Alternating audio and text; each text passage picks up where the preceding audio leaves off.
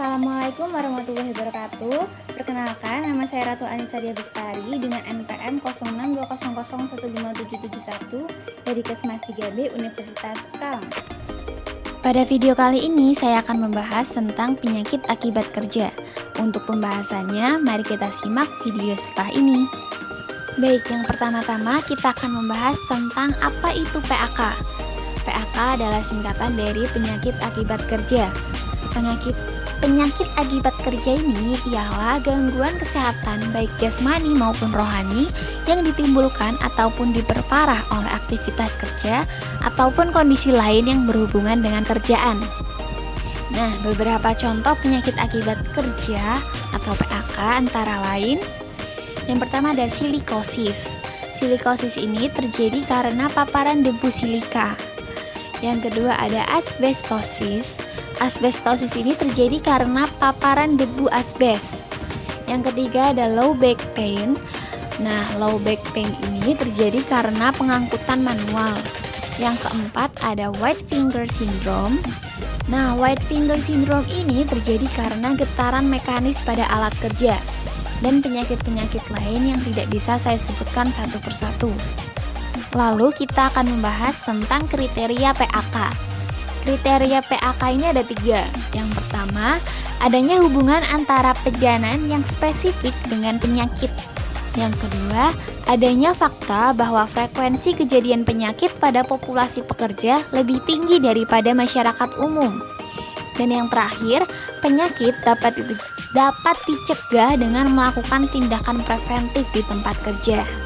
Selanjutnya, kita akan membahas tentang peraturan pemerintah dalam menangani PAK. Yang pertama ada Peraturan Presiden atau Perpres nomor 7 tahun 2019 tentang penyakit akibat kerja.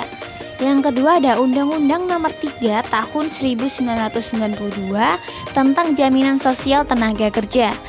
Dan yang terakhir ada Peraturan Menteri Ketenagakerjaan Republik Indonesia tahun nomor 10 tahun 2016 tentang tata cara pemberian program kembali kerja serta kegiatan promotif dan kegiatan preventif kecelakaan kerja dan penyakit akibat kerja.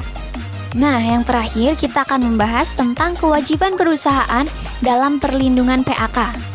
Seperti yang tercantum pada Peraturan Pemerintah Nomor 50 Tahun 2012 tentang penerapan sistem manajemen keselamatan dan kesehatan kerja, bahwa setiap perusahaan wajib memperhatikan K3 dalam perusahaannya.